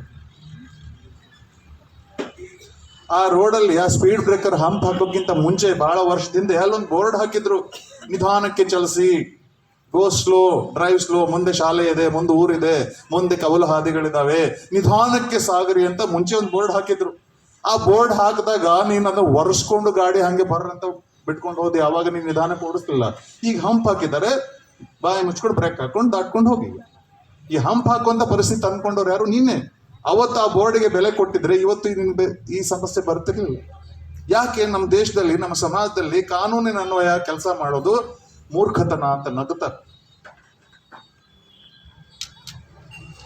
ಕೆಟ್ಟ ಕೆಲಸ ಮಾಡೋದು ತಪ್ಪಲ್ಲ, ಕೆಟ್ಟ ಕೆಲಸ ಮಾಡಿ ಸಿಕ್ಕಾಕೊಳ್ಳೋದು ತಪ್ಪು ಅನ್ನೋ ಪಾಠ ನಮ್ಗೆ ಕಲಿಸ್ಕೊಡ್ತಾರೆ. ಬಾಕಿ ಟೈಮ್ನಲ್ಲಿ ನಾವು ಜಾತಿ ಹೆಸರಲ್ಲಿ, ಆ ಹೆಸರಲ್ಲಿ, ಭಾಷೆ ಹೆಸರಲ್ಲಿ ಒಬ್ಬರೊಬ್ಬರ ಜೊತೆ ಕಿತ್ತಾಡ್ತಿರ್ತೀವಿ. ಬೈಕ್ ತಗೊಂಡು ಹೋಗ್ಬೇಕಾದ್ರೆ ರೋಡಲ್ಲಿ ಪೊಲೀಸ್ ಚೆಕಿಂಗ್ ಇದ್ದಾಗ ನೋಡಿ, ಏನು ಒಬ್ಬರೊಬ್ಬರ ಮೇಲೆ ಎಷ್ಟು ಸಹೋದರತ್ವ, ಪ್ರೀತಿ ಭಾವನೆ ಉಕ್ಕರಿತಿರ್ತದೆ. ಒಬ್ಬೊಬ್ರಿಗೆ ಹೇಳ್ತೀವಿ ಏನು ಚೆಕಿಂಗ್ ಇದೆ ಸನ್ನೆ ಮಾಡಿ ಹೇಳ್ತಿರ್ತೀವಿ. ಎಂಥ ಪ್ರೀತಿ ಬರ್ತದೆ ನಮ್ಗೆ. ನಾವಿನ್ನೂ ಬ್ರಿಟಿಷ್ ಸರ್ಕಾರದಲ್ಲಿ ಇದ್ದೀವಿ ಅನ್ಕೊಂಡಿದ್ದೀವಿ. ನಮ್ಮ ದೇಶ ಪೊಲೀಸರೆಲ್ಲ ಅವರು ಬ್ರಿಟಿಷರು ಪೊಲೀಸರು. ಯಾಕೆ ಹೀಗಿದ್ದೀವಿ ಸ್ನೇಹಿತರೆ? ಮಕ್ಕಳು ಗಮನಿಸ್ತಾ ಇದ್ದಾರೆ ನಮ್ಮ ನಡವಳಿಕೆಗಳನ್ನು, ನೋಡ್ತಾ ಇದ್ದಾರೆ. ಮಕ್ಕಳಿಗೆ ಬೈತೀರಿ ನೀವು, ಪ್ರಾಮಾಣಿಕ ಹೇಳಿ. ನಿಮ್ಮ ಮಕ್ಕಳು ಫಸ್ಟ್ ಸ್ಟ್ಯಾಂಡರ್ಡ್ ಇಂದ ಬೆಳೆದು ಕಾಲೇಜ್ ಪಾಸ್ ಆಗೋವರೆಗೂ ನಮ್ಮ ಮನೆಯಲ್ಲಾಯ್ತು, ಶಾಲೆಯಲ್ಲಾಯ್ತು, ಸಮಾಜದಲ್ಲಾಯ್ತು, ಯಾವ ಕೆಲಸವನ್ನ ಮಕ್ಕಳಿಗೆ ಹೇಳಿದ ಟೈಮಿಗೆ ನಾವು ಶುರು ಮಾಡ್ತೀವಿ? 10 ಗಂಟೆ ಕಾರ್ಯಕ್ರಮ ಅಂದ್ರೆ 11 ಗಂಟೆಗಿಂತ ಮುಂಚೆ ಪ್ರಾರಂಭ ಆಗೋದಿಲ್ಲ. ಎಲ್ಲ ಮಕ್ಕಳಿಗೂ ಗೊತ್ತಿದೆ ದೊಡ್ಡವರು ಸುಳ್ಳು ಹೇಳ್ತಾರೆ ಅಂತ. ಮತ್ತೆ ಸಮಯ ಪ್ರಜ್ಞೆ ಮಕ್ಕಳಿಂದ ಹೇಗೆ ನಾವು ನಿರೀಕ್ಷೆ ಮಾಡೋಕೆ ಸಾಧ್ಯ ಇದೆ? ನಾವು ಸಮಯಕ್ಕೆ ಬೆಲೆ ಕೊಡ್ತಾ ಇದ್ದೀವ? ಯಾಕೆ ಹೀಗಿದ್ದೀವಿ ನಾವು? ಯಾವ ಮೌಲ್ಯಗಳನ್ನ ಮಕ್ಕಳಿಗೆ ಕೊಡ್ತಾ ಇದ್ದೀವಿ ನಾವು? ನಿಮಗೆ ಅನುಮಾನ ಇತ್ತಂದ್ರೆ ಮಕ್ಕಳ ಜೊತೆಗೆ ಲೋಕಾಭಿರಾಮ ಮಾತಾಡ್ಬೇಕಾದ್ರೆ ಕೇಳಿ. ಯಾವುದೇ ಶಾಲೆಗೆ ಹೋಗಿ ಮಕ್ಕಳು ಬಿಡ್ರಿ, ನಾನು ನಿಮಗೆ ಕೇಳ್ತೀನಿ, ತಿಳುವಳಿಕೆ ಮೂಡ್ದಾಗಿಂದ ನಮ್ಗೆ ಏನು ಕಲಿಸಿದ್ದಾರೆ ದೊಡ್ಡವರು? ಈಗಿನ ಕಾಲದ ಮಕ್ಕಳು, ನೀವು ಹೀಗಿದ್ದೀರಿ, ಹಾಗಿದ್ದೀರಿ, ಹಂಗ್ ಮಾಡ್ತೀರಿ, ಹಿಂಗ್ ಮಾಡ್ತೀರಿ, ಈ ಜನ್ಮದಲ್ಲಿ ನೀವು ಕಂಠಪಾಠ ಆಗಿದೆ. ಕಾಲ ಕೆಟ್ಟೋಗಿದೆ, ಜಗತ್ತು ಹಾಳಾಗಿದೆ, ಒಳ್ಳೆಯವರಿಗೆ ಅದು ಕಂಠಪಾಠ ಆಗಿದೆ. ಪ್ರಾಮಾಣಿಕತೆಗೆ ಈಗಿನ ಕಾಲದಲ್ಲಿ ಅದು ಕಂಠಪಾಠ ಆಗಿದೆ. ಈಗಿನ ಕಾಲದಲ್ಲಿ ನಾವು ಯಾರನ್ನು ಅದು ಕಂಠಪಾಠ ಆಗಿದೆ. ಸ್ನೇಹಿತರೆ, ಇದು ನಮ್ಮ ಸಮಾಜದ ದುರ್ದೈವ, ಇದು ನಮ್ಮ ದುರಂತ. ಇದನ್ನ ನಮ್ಮ ಮಕ್ಕಳಿಗೆ ಕಲಿಸ್ಕೊಡ್ತಾ ಇದ್ದೀವಿ. ಬದುಕಿಗೆ ಮಾರ್ಗದರ್ಶಕರಾಗಬೇಕಾದವರು, ಬದುಕಿನಲ್ಲಿ ಮಕ್ಕಳನ್ನ ಕೈ ಹಿಡಿದು ಮುಂದೆ ಕರ್ಕೊಂಡು ಹೋಗಬೇಕಾದ ಜವಾಬ್ದಾರಿ ಇರುವಂತಹ ಹಿರಿಯರು, ಗುರುಗಳು, ತಂದೆ ತಾಯಿಗಳು, ಅವರೇ ತಮ್ಮ ಮಕ್ಕಳಿಗೆ ಹೇಳ್ತಾರೆ, ಈ ಜನ್ಮದಲ್ಲಿ ನೀವು ಉದ್ಧಾರ ಆಗಲ್ಲ ಅಂದ್ರೆ ನಮ್ಮ ಮಕ್ಕಳು ಹೇಗ್ರಿ ಉದ್ಧಾರ ಆಗಬೇಕು? ಅವರೇ ಹೇಳ್ತಾರೆ, ಈಗಿನ ಕಾಲದಲ್ಲಿ ಒಳ್ಳೆತನಕ್ಕೆ ಬೆಲೆ ಇಲ್ಲ, ಮತ್ತೆ ಹೇಗ್ರಿ ನಿಮ್ಮ ಮಕ್ಕಳು ಒಳ್ಳೆಯವರಾಗಬೇಕು ಅಂತ ನಿರೀಕ್ಷೆ ಇಟ್ಕೊಳ್ತೀರಿ ನೀವು? ನೀವೇ ಹೇಳ್ತೀರಿ ಪ್ರಾಮಾಣಿಕತೆಗೆ ಬೆಲೆ ಇಲ್ಲ, ಮತ್ತೆ ನಿಮ್ಮ ಮಕ್ಕಳು ಪ್ರಾಮಾಣಿಕರಾಗಿರ್ಬೇಕು ಅಂತ ಹೇಗೆ ನಿರೀಕ್ಷೆ ಇಟ್ಕೊಳ್ತೀರಿ? ನೀವೇ ಹೇಳ್ತೀರಿ ಈಗಿನ ಕಾಲದಲ್ಲಿ ಯಾರನ್ನು ನಂಬಾರ್ದು, ಮತ್ತೆ ನಿಮ್ಮನ್ನ ಯಾಕ್ರಿ ನಂಬಬೇಕು ನಿಮ್ಮ ಮಕ್ಕಳು? ಯಾಕೆ ಹೀಗಿದ್ದೀವಿ ನಾವು? ಎಂದಾದ್ರೂ ಪ್ರಶ್ನೆ ಹಾಕೊಂಡಿದ್ದೀವಿ? ಬೇಡ ಸ್ನೇಹಿತರೆ, ಇದು ಮಕ್ಕಳನ್ನ ಬೆಳೆಸೋ ಪದ್ಧತಿ ಅಲ್ಲ. ನಾವು ತಂದೆ ತಾಯಿಗಳು ಹೇಗಿರ್ಬೇಕು ಅಂದ್ರೆ, ಬಹಳ ಜನ ತಂದೆ ತಾಯಿಗಳು ಹೇಗಿರ್ಬೇಕು ಅಂತಂದ್ರೆ, ಹೆದರಿಸ್ಬೇಡ್ರಿ ಮಕ್ಕಳಿಗೆ. ಕಾಲ ಕೆಟ್ಟಿದೆ, ಜಗತ್ತು ಹಾಳಾಗಿದೆ ಅಂತಂದ್ರೆ ಆ ಮಕ್ಕಳು ಎಲ್ರಿಗೂ ಹೋಗ್ಬೇಕು. ಮತ್ತೆ ಇಂಥ ದರಿದ್ರ ಜಗತ್ತಿಗೆ ನಾನು ಯಾಕೆ ಕರ್ಕೊಂಡು ಬಂದೆ ಅಪ್ಪ ಅಂದ್ರೆ ಏನ್ರಿ ಉತ್ತರ ಕೊಡ್ತೀರಿ? ನಾವು ನಮ್ಮ ಮಕ್ಕಳನ್ನ ಈ ಜಗತ್ತಿಗೆ ಕರ್ಕೊಂಡು ಬಂದಿದ್ದೀವಿ. ನಾವು ತಂದೆ ತಾಯಿಗಳು ಹೇಗಿರ್ಬೇಕು ಅಂದ್ರೆ, ನಮ್ಮ ಮಕ್ಕಳ ಎದುರಿಗೆ ನಿಂತ್ಕೊಂಡು ನಮ್ಮ ಮಕ್ಕಳು ತಲೆ ಮೇಲೆ ಕೈ ಇಟ್ಟು ಹೇಳ್ಕೋಬೇಕು, ಹೆದರ್ಕೋಬೇಡ ಪುಟ್ಟ, ಹೆದರ್ಕೋಬೇಡ ಪುಟ್ಟಿ, ನಿಮ್ಮ ಅಪ್ಪ ಅನಿಸ್ಕೊಂಡು, ನಿಮ್ಮ ಅಮ್ಮ ಅನಿಸ್ಕೊಂಡೋಳು, ನಾನಿದ್ದೀನಿ ಅಂತ ಭರವಸೆ ಕೊಡುವಂತ ತಂದೆ ತಾಯಿಗಳು ನಾವು ಆಗಿದ್ದೀವ ಅನ್ನೋದು ಪ್ರಶ್ನೆ ಮಾಡ್ಕೋಬೇಕು. ಎಲ್ರಿ ಹೋಗ್ಬೇಕು ಹೆದರ್ಸಿದ್ರೆ? ಅವು ಪ್ರಾಮಾಣಿಕತೆಗೆ ಬೆಲೆ ಇಲ್ಲ ಅಂತ ಎಷ್ಟು ಸರಳವಾಗಿ ಹೇಳ್ತೀರಿ. ಸ್ನೇಹಿತರೆ, ಇವತ್ತು ನಾನು ನಿಮ್ಮ ಮುಂದೆ ನಿಂತ್ಕೊಂಡು ಒಂದು ಮಾತು ಹೇಳ್ತೀನಿ. ಇವತ್ತು ದೇಶದಲ್ಲಿ ಎಲ್ಲೇ ಹೋದ್ರೂ ಸಹ ನಾನೊಬ್ಬ ಸೈನಿಕ ಅಂತ ಹೇಳಿದ್ರೆ ನನ್ನ ದೇಶ ಜನತೆ 2 ಹೆಜ್ಜೆ ಹಿಂದೆ ಸರಿದು ನಿಂತು ನನಗೆ ರೆಸ್ಪೆಕ್ಟ್ ಕೊಡ್ತಾರೆ, ಗೌರವ ಕೊಡ್ತಾರೆ. ನಮ್ಮ ಸೈನಿಕರು ನೀವು ಅಂತ ಎಲ್ಲ ಕಡೆ ಈ ಗೌರವ ಸ್ನೇಹಿತರೆ ನನಗೆ ಸಿಕ್ಕಿದೆ. ನಿಮ್ಗೆ ಗೊತ್ತಾ ಯಾಕೆ ನಮ್ಮ ದೇಶ ಜನ ಸೈನಿಕರಿಗೆ ಗೌರವ ಕೊಡ್ತಾರೆ ಅಂತ? ಇದು ವೈಯಕ್ತಿಕವಾಗಿ ಆನಂದ ಅನ್ನೋ ವ್ಯಕ್ತಿ ನನಗೆಲ್ಲ ಕೊಡ್ತಾ ಇರೋದು, ನನ್ನಲ್ಲಿರೋ ಸೈನಿಕನಿಗೆ. ಯಾಕೆ? ನಮ್ಮ ದೇಶದ ಜನಕ್ಕೆ ಒಂದು ನಂಬಿಕೆ ಇದೆ, ಸೈನಿಕರು ಪ್ರಾಮಾಣಿಕವಾಗಿರ್ತಾರೆ ಎಂದು. ನಾವು ಪ್ರಾಮಾಣಿಕವಾಗಿದ್ದೀವಿ ಅಂತ ಜನ ನಮ್ಗೆ ಇಷ್ಟೊಂದು ಗೌರವ ಕೊಡ್ತಾ ಇದ್ದಾರೆ. ನಾನು ಹೇಗ್ರಿ ಹೇಳಿ ಪ್ರಾಮಾಣಿಕತೆಗೆ ಬೆಲೆ ಇಲ್ಲ ಅಂತ? ನನಗೆ ಬೆಲೆ ಸಿಕ್ಕಿದೆ ಸ್ನೇಹಿತರೆ, ಬೆಲೆ ಇದೆ. ತಂದೆ ತಾಯಿಗಳಾಗಿ ನಮ್ಮ ಮಕ್ಕಳಿಗೆ ಯಾವ ಮೌಲ್ಯಗಳನ್ನ ಕಲಿಸ್ತಾ ಇದೀವಿ ಅನ್ನೋದನ್ನ ನಾವು ತಿಳ್ಕೊಳ್ಬೇಕಾಗ್ತದೆ. ಯಾವ ಹಾದಿಯಲ್ಲಿ ಮಕ್ಕಳನ್ನ ಕರ್ಕೊಂಡು, ಎಷ್ಟೋ ಜನ ತಂದೆ ತಾಯಿ ಮಕ್ಕಳಿಗೆ ಒಂದು ಮಾತು ಹೇಳಿ ಬೆಳೆಸ್ತಾರೆ, ನಮಗೆ ಆ ಸಮಸ್ಯೆ ಇತ್ತು, ಈ ಸಮಸ್ಯೆ ಇತ್ತು, ನಮ್ಮ ಕೈಲಂತೂ ಮಾಡೋಕ್ಕಾಗ್ಲಿಲ್ಲ, ನೀವಾದ್ರೂ ಮುಂದೆ ಬನ್ನಿ, ನಮ್ಮಂಗೆ ಆಗಕ್ಕೆ ಹೋಗ್ಬೇಡ್ರಿ ನೀವು. ಹೌದಾ? ಬಹಳ ಜನ ತಂದೆ ಇದೇ ಹೇಳ್ತಾರೆ, ನಮ್ಮಂಗೆ ಆಗಕ್ಕೆ ಹೋಗ್ಬೇಡ್ರಿ ನೀವು. ಇದು ಎಂಥ ಪ್ರಾರಬ್ಧ ಕಣ್ರಿ. ನಮ್ಮ ಮಕ್ಳಿಗೆ ನಾವು ಹೇಳ್ತೀವಿ ನಮ್ಮಂಗೆ ಆಗ್ಬೇಡ್ರಿ ನೀವು ಅಂತ. ಅವಾಗ ಮಗ ಅಂತಾನೆ, ಹೋಗೋ ನಮ್ಮ ಅಪ್ಪನ ಕೈಲೇ ಮಾಡೋಕ್ಕಾಗಲಿಲ್ಲ, ನಾನು ಎಲ್ಲಿಂದ ಮಾಡ್ಲಿ ಅಂದ್ರೆ ಯಾವ ಬಾವಿಗೆ ಆಡ್ತೀರಿ? ಬ್ಯಾಡ್ರಿ. ನಾವ್ ಎಂಥ ತಂದೆ ತಾಯಿಗಳಾಗ್ಬೇಕು ಅಂದ್ರೆ ನಮ್ಮ ಮಕ್ಕಳ ಎದುರಿಗೆ ಎದೆ ಮೇಲೆ ಕೈ ಇಟ್ಕೊಂಡು ಹೇಳ್ಬೇಕು, ನೋಡೋ ನನ್ನಂಗ ಆಗ ನೀನು ನನ್ನ ಹಾಗೆ ಆಗು ಅಂತ ಹೇಳುವಂತ ಒಬ್ಬ ತಂದೆ ಒಬ್ಬ ತಾಯಿ ನಾವು ಆಗಿದೀವ ಅನ್ನೋ ಒಂದು ಪ್ರಶ್ನೆನ ಮಾಡ್ಕೊಳ್ಬೇಕು. ಅದಕ್ಕೆ ನಾವೇನು IAS ಆಫೀಸರ್ ಆಗ್ಬೇಕಾಗಿಲ್ಲ. ಮಕ್ಕಳಿಂದ ಒಂದು ಪಾಠ ಕಲಿಬೇಕು ಸ್ನೇಹಿತರೆ. ನಾವು ಮಕ್ಕಳು ಯಾವತ್ತಿದ್ರು ನಮ್ಮ ಅಪ್ಪ ಹೇಗೆ ಇರಲಿ, ಅಮ್ಮ ಹೇಗೆ ಇರಲಿ, ತನ್ನ ಅಪ್ಪನಿಗೆ ಅಪ್ಪ ಅಂತವೆ, ಅವನಿಗೆ ಅಮ್ಮ ಅಂತವೆ. ಮಕ್ಕಳು ಎಷ್ಟೇ ಕಿಡಿಗೇಡಿತನ ಮಾಡ್ಲಿ, ಎಷ್ಟೇ ಹುಡುಗಾಟ ಮಾಡ್ಲಿ, ಏನೇ ಮಾಡಿದ್ರು ಸಹ ಸಂಜೆ ಬಾಯಿ ತುಂಬೆ ಅಪ್ಪ ಅಮ್ಮ ಅಂತ ನಿಮ್ಮನ್ನು ಹುಡ್ಕೊಂಡೇ ಬರ್ತಾವು. ನೀವೆಷ್ಟೇ ಬೈದ್ರು ನಮ್ಮ ಅಪ್ಪ ನಮ್ಮಮ್ಮ ಅಂತನಂತ. ನೀವು ಎಷ್ಟು ಹಣ ಗಳಿಸ್ತೀರಿ, ನೀವು ಯಾವ ಹುದ್ದೆಯಲ್ಲಿದ್ದೀರಿ, ನೀವು ಯೋಗ್ಯತೆ ಏನು, ನಿಮ್ಗೆ ಎಷ್ಟು ಆಸ್ತಿ ಪಾಸ್ತಿ ಇದೆ, ಅದರ ಆಧಾರದ ಮೇಲೆ ಮಕ್ಕಳು ನಿಮ್ಮನ್ನ ತಂದೆ ತಾಯಿ ಅಂತ ಕರೆಯೋದಿಲ್ಲ. ಆತ ವಾಚ್ಮನ್ ಇರ್ಬೋದು, ಚೇರ್ಮನ್ ಇರ್ಬೋದು, ಅಪ್ಪನ ಅಪ್ಪ ಅಂತಾನೆ ಕರಿತಾವ ಮಕ್ಕಳು. ಷರತ್ ಹಾಕೋದಿಲ್ಲ. ಅದು ನಾವು ಅಂತೀವಿ, ನನ್ನ ಮಗನೇ ಆಗಿದ್ರೆ, ನೀ ನನ್ನ ಮಗಳೇ ಆಗಿದ್ರೆ ಈ ಸರ್ತಿ 90% ಮಾರ್ಕ್ಸ್ ತಗೊಂಡು ತೋರ್ಸು. ಯಾಕ್ರಿ ಸಂಬಂಧನ ಹರಳಕ್ಕೆ ಇಡ್ತೀರ? ಯಾವತ್ತಾದ್ರೂ ಎದೆ ಎತ್ತರ ಬೆಳೆದ್ ನಿಂತ ನಿಮ್ಮ ಮಗ ನಿಮ್ಗೆ ಅನ್ಬೇಕು, ಅಪ್ಪ ನೀ ನಮ್ಮ ಅಪ್ಪನೇ ಆಗಿದ್ರೆ ಮುಂದಿನ ತಿಂಗಳಿಂದ 2 ಲಕ್ಷ ರೂಪಾಯಿ ಸಂಬಳ ತಂದು ತೋರಿಸು ಅಂತಂದ್ರೆ ನಿಮ್ಮ ಹಣೆ ಬರ ಏನಾಗತ್ತೆ ನೀವು ಯೋಚನೆ ಮಾಡಿದೀರಾ? ನಮ್ಮ ಮಕ್ಕಳು ಬಂಗಾರದಂಗಿದ್ದಾರೆ ಕಣ್ರಿ. ನಾವು ಷರತ್ತುಗಳನ್ನ ಹಾಕ್ತೀವಿ, ಭರವಸೆ ಕೊಡುವಂತ ತಂದೆಗಳು ನಾವು. ದೇಶ ಹಾಳಾಗಿಲ್ಲ ಸ್ನೇಹಿತರೆ. ಇವತ್ತು ನಾವು ಬಹಳ ಮುಂದೆ ಬಂದಿದ್ದೀವಿ. ಬಹಳ ಜನಕ್ಕೆ ಅದೊಂದೇ ನಮ್ಮಂತ ವಯಸ್ಸಾದವರಿಗೆ ಅದೊಂದು ರೋಗ ಇರ್ತದೆ, ಮಾತೆತ್ತಿರಿ ಶುರು ಹಚ್ಕೊಂಡ್ಬಿಡ್ತೀವಿ ನಮ್ಮ ಕಾಲದಲ್ಲಿ ಅಂತ. ನಮ್ಮ ಕಾಲ ಹಂಗಿತ್ತು ಹಿಂಗಿತ್ತು. ಮಕ್ಕಳಿಗೆ ಹೇಳ್ತಾ ಇದೀನಿ, ಮಕ್ಕಳೇ ಇವ್ರ ಮಾತು ನಂಬೇಡ್ರಿ, ನಮ್ಮಂಥವ್ರ ಮಾತನ್ನ. ಹಿಂದಿನ ಕಾಲದಲ್ಲಿ ಏನು ಮಣ್ಣಿರಲಿಲ್ಲ. ಹೇಳ್ತಾರೆ ನಮ್ಮ ಕಾಲದಲ್ಲಿ 10 ರೂಪಾಯಿ ತೊಲೆ ಬಂಗಾರ ಸಿಕ್ತಿತ್ತು, 1 ರೂಪಾಯಿ ಒಂದು ಶೇರ್ ಅಕ್ಕಿ ಸಿಕ್ತಿತ್ತು. ನಿಜ, 1 ರೂಪಾಯಿ ಶೇರ್ ಬೆಣ್ಣೆ ಸಿಕ್ತಿತ್ತು. ಏನ್ ತಲೆಗೆ ಹಚ್ಕೊಂಡು ಕುಂದಿರ್ತಿದ್ರ? ಕೇಳ್ರಿ, ಆ ವಯಸ್ಸಿನಲ್ಲಿ ಅವ್ರ ಕಾಲದಲ್ಲಿ ಯಾರು ಸಾಯ್ತೀನಂದ್ರೆ ಒಂದು ಗುಟ್ಟಕ್ಕೆ ಔಷಧ ಸಿಕ್ತಿತ್ತ ಸರಿಯಾದ ಟೈಮ್ನಲ್ಲಿ ಅವ್ರಿಗೆ. ಯಾರಾದ್ರೂ ಊರಲ್ಲಿ ಸೀರಿಯಸ್ ಆದ್ರೆ ಒಂದು ಗಾಡಿ ಕಟ್ಕೊಂಡು ಅವ್ರನ್ನ ಆಸ್ಪತ್ರೆ ತಗೊಂಡು ಹೋಗ್ಬೇಕಾದ್ರೆ ಅರ್ಧ ದಾರಿಯಲ್ಲಿ ಎಷ್ಟೋ ಜನ ಸತ್ತು ಹೋಗ್ತಿದ್ರು. ನಮ್ಮ ಕಾಲ ಅಂತಾರಲ್ಲ, ಆ ಕಾಲದಲ್ಲಿ ಏನಿರಲಿಲ್ಲ. ಇವತ್ತು ಬನ್ರಿ, ಮನೆಯಲ್ಲಿ ಕೂತ್ಕೊಂಡು, ಯಾವುದೇ ಊರಲ್ಲಿ ಕೂತ್ಕೊಂಡು ಮನೆಯಲ್ಲಿ ಕೂತ್ಕೊಂಡು 108 ನಂಬರಿಗೆ ಫೋನ್ ಮಾಡಿ ಅರ್ಧ ಗಂಟೆಯಲ್ಲಿ ಆಂಬ್ಯುಲೆನ್ಸ್ ನಿಮ್ಮ ಮನೆ ಬಂದು ನಿಂದಿರ್ತದೆ. ಯಾವ ಕಾಲದ ಬಗ್ಗೆ ಮಾತಾಡ್ತಾ ಇದ್ದೀರಿ ನೀವು? ಅವ್ರ ಕಾಲದಲ್ಲಿ ಇತ್ತ ಹಂಗೆ? 60ರ ದಶಕದಲ್ಲಿ ನಮ್ಮ ದೇಶದಲ್ಲಿ ಅಕ್ಕಿಯ ತೀವ್ರ ಅಭಾವ ಇದ್ದಾಗ ಅಂದಿನ ನಮ್ಮ ಪ್ರಧಾನಮಂತ್ರಿ ಬಂದು ಕೈ ಮುಗಿದು ಕೇಳ್ಕೊಂಡ್ರು, ಎಲ್ರಿಗೂ ಹೊಟ್ಟೆ ತುಂಬ ಊಟ ಹಾಕುವಷ್ಟು ನಮ್ಮ ಹತ್ರ ಅಕ್ಕಿ ಇಲ್ಲ, ಎಲ್ರು ಒಂದೊತ್ತು ಉಪವಾಸ ಮಾಡ್ರಿ ಅಂತ ಪ್ರಧಾನಮಂತ್ರಿಗಳು ನಮ್ಮನ್ನು ಕೇಳ್ಕೊಂಡ್ರು. ಆ ಪರಿಸ್ಥಿತಿ ಇತ್ತು ನಮ್ದು. ಒಂದು ಹೊತ್ತು ಉಪವಾಸ ಮಾಡ್ರಿ ಅಂತ ಕೇಳಿದ್ರು. ನಮ್ಮ ಕಾಲ ಅಂತಾರಲ್ಲ, ಆ ಕಾಲದ ಸುದ್ದಿ. ಇವತ್ತು ಬರ್ರಿ, ರೇಷನ್ ಕೊಡೋದೊಂದು 1 ಕಿಲೋ ಅಕ್ಕಿ ಕಡಿಮೆ ಆದ್ರೆ ಜನ ಕೇಳ್ತಾರೆ, ಯಾರಾದ್ರೂ ಮಂತ್ರಿಗಳು ನಿಮಗೆ ಬಂದು ಉಪವಾಸ ಮಾಡ್ರಿ ಅಂತಾರ. ಹೊಟ್ಟೆ ತುಂಬಿ ತೇಗುವಷ್ಟು ಇನ್ನೂ ಮನೆವರೆಗೂ ಉಚಿತವಾಗಿ ಕೊಡ್ತಾ ಇದ್ದಾರೆ ಇವತ್ತು. ಅವಾಗ ಇಲ್ಲ, ಉಪವಾಸ ಮಾಡ್ರಿ ಅಂದಿದ್ರು. 70ರ ದಶಕದಲ್ಲಿ ಗೋಧಿ ಇರಲಿಲ್ಲ. ಶ್ರೀಮಂತ ರಾಷ್ಟ್ರಗಳ ಮುಂದೆ ನಮ್ಮ ದೇಶ ಸೆರಗೊಡ್ಡಿ ಗೋಧಿನ ಭಿಕ್ಷೆ ಬಿಡ್ಕೊಂಡು ಬರ್ತಿತ್ತು. ಅಮೆರಿಕ, ಆಸ್ಟ್ರೇಲಿಯಾ ಅಂತ ಶ್ರೀಮಂತ ರಾಷ್ಟ್ರಗಳು ನಮಗೆ ಗೋಧಿನ ದಾನವಾಗಿ, ಅವರ ಊರಿನ ಜನ, ಅವರ ದೇಶದ ಜನ ತಿಂದು, ಅಲ್ಲಿಯ ಜಾನುವಾರು ಪಶು ಪ್ರಾಣಿಗಳು ತಿಂದು ಉಳಿದಂತ 3ನೇ ದರ್ಜೆ ಗೋಧಿನ ನಮಗೆ ದಾನವಾಗಿ ಕೊಡ್ತಾ ಇದ್ರು. ಈ ಎಲ್ಲ ಕಡೆ ಕಾಡ್ತಾ ಇದೆಯಲ್ಲ ಪಾರ್ಥೇನಿಯಂ ಹುಲ್ಲು, ಕಾಂಗ್ರೆಸ್ ಕಸ ಅಂತ ಕರಿತೀವಲ್ಲ, ಇದ್ರ ಬೀಜ ಬಂದಿದ್ದು ಆ ಗೋಧಿ ಜೊತೆಗೆ ಆಸ್ಟ್ರೇಲಿಯಾದಿಂದ ಬಂದಿದ್ದು. ಇನ್ನೂ ನಮ್ಮ ಪ್ರಾಣ ಹಿಡ್ತಾ ಇದೆ. 70 ವರ್ಷ ನನ್ನ ಹಣೆ ಬರ ಆಗಿತ್ತು ಸ್ನೇಹಿತರೆ. ಇವತ್ತು ಬನ್ರಿ, ಯಾವ ದೇಶ ಅಕ್ಕಿ ಇಲ್ಲ ಅಂತ ಉಪವಾಸ ಮಾಡ್ರಿ ಅಂತ ಹೇಳ್ತಿದ್ರು, ಇವತ್ತು ಜಗತ್ತಿನಲ್ಲಿ ಬೇರೆ ದೇಶಗಳಿಗೆ ಅಕ್ಕಿ ರಫ್ತು ಮಾಡುವ ದೇಶಗಳ ಸಾಲಿನಲ್ಲಿ ಸ್ನೇಹಿತರೆ ಇವತ್ತು ನನ್ನ ದೇಶ ಜಗತ್ತಿಗೆ ಮೊದಲನೇ ಸ್ಥಾನದಲ್ಲಿದೆ.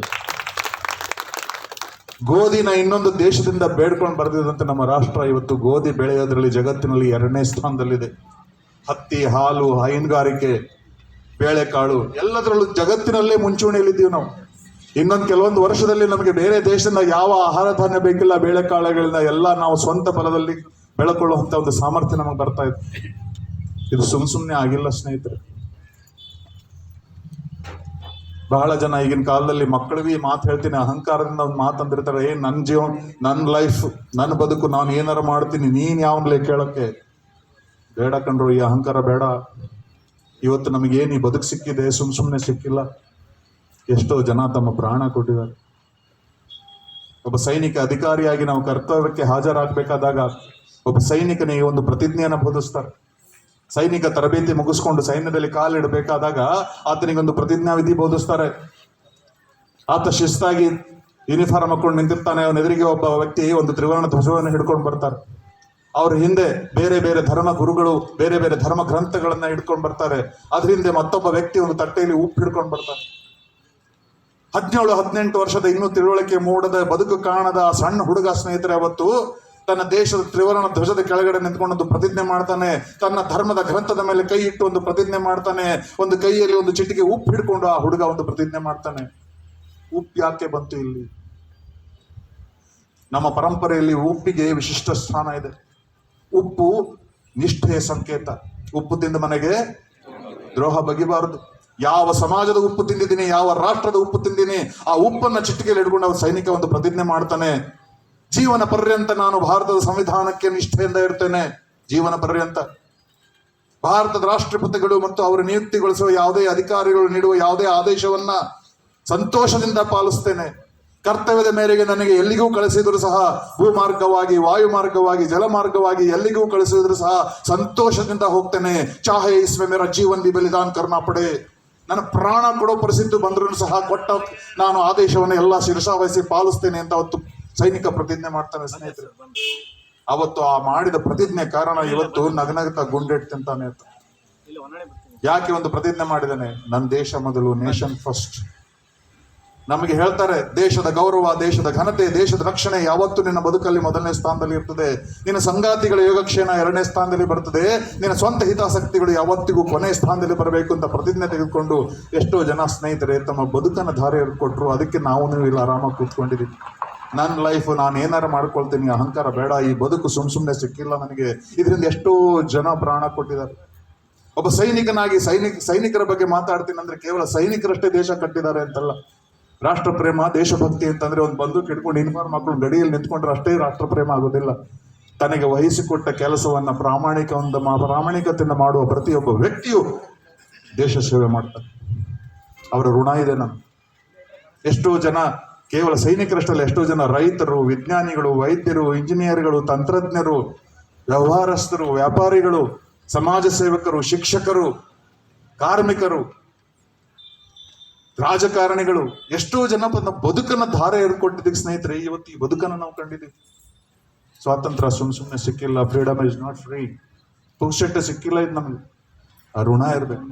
ನಮ್ಮ ಮಕ್ಕಳಿಗೆ ಇದ್ರ ಬಗ್ಗೆ ಎಷ್ಟು ಜನ ನಾವು ತಂದೆ ತಾಯಿ ಕಳಿಸ್ಕೊಡ್ತೀವಿ? ಎಷ್ಟು ಜನಕ್ಕೆ ಇಲ್ಲಿ ಕೂತವ್ರಿಗೆ ಗೊತ್ತಿದೆ? ಸೈನ್ಯದಲ್ಲಿ ಅತ್ಯಂತ ದೇಶದಲ್ಲಿ ಉನ್ನತ ಪ್ರಶಸ್ತಿ ಪರಮವೀರ ಚಕ್ರ ಪ್ರಶಸ್ತಿ, ಹೌದಾ? ಇತಿಹಾಸದಲ್ಲಿ ಇವತ್ತಿನವರೆಗೂ ಈ ಪರಮವೀರ ಚಕ್ರ ಪ್ರಶಸ್ತಿನ ಕರ್ನಾಟಕದಿಂದ ಒಬ್ಬರೇ ಪಡ್ಕೊಂಡಿದ್ದಾರೆ. ಯಾರವರು ಅಂತ ಎಷ್ಟು ಜನಕ್ಕೆ ಗೊತ್ತಿದೆ? ಎಷ್ಟು ಜನಕ್ಕೆ ಗೊತ್ತಿದೆ? ಎಷ್ಟು ಜನಕ್ಕೆ ನಮ್ಮ ಮಕ್ಕಳನ್ನ ಕರ್ಕೊಂಡಿದ್ದೀವಿ?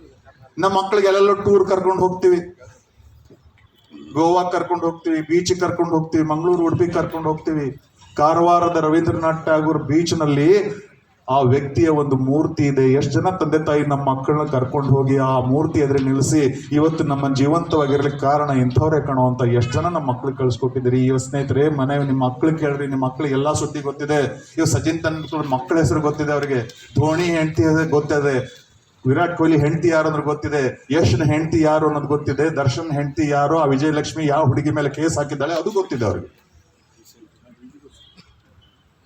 ಆದ್ರೆ ನಮ್ಮನ್ನ ರಕ್ಷಣೆ ಮಾಡಕ್ಕೆ ಪ್ರಾಣ ಕೊಟ್ಟ ಪರಮ ವೀರ ಚಕ್ರ ಪ್ರಶಸ್ತಿ ಪಡೆದ ಕರ್ನಾಟಕದ ಒಬ್ಬ ಯೋಧನ ಹೆಸರು ಎಷ್ಟು ಜನಕ್ಕೆ ಗೊತ್ತಿದೆ?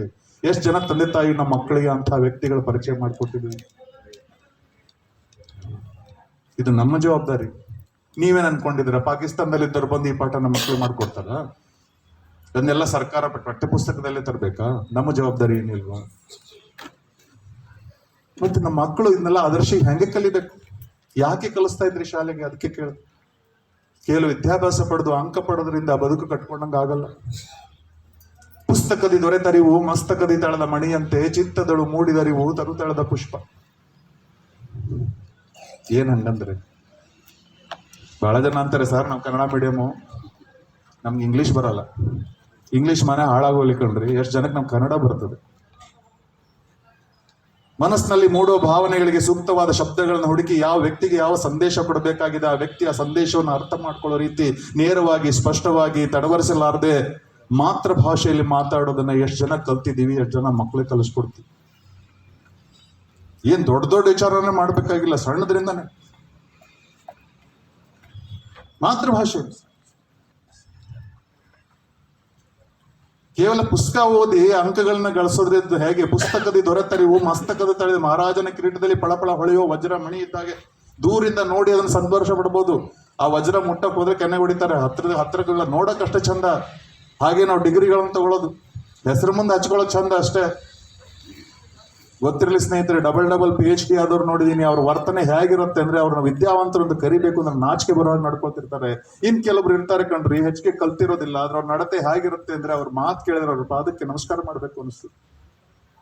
ಕೇವಲ ಡಿಗ್ರಿ ಸರ್ಟಿಫಿಕೇಟ್ ಪಡೆಯೋದ್ರಿಂದ ಶಿಕ್ಷಣ ಪೂರ್ತಿ ಆಗೋದಿಲ್ಲ. ಪುಸ್ತಕದಿ ದೊರೆತರಿವು ಮಸ್ತಕದಿ ತಳದ ಮಣಿಯಂತೆ, ಚಿತ್ತದಳು ಮೂಡಿದರಿವು ತರುತಳದ ಪುಷ್ಪ.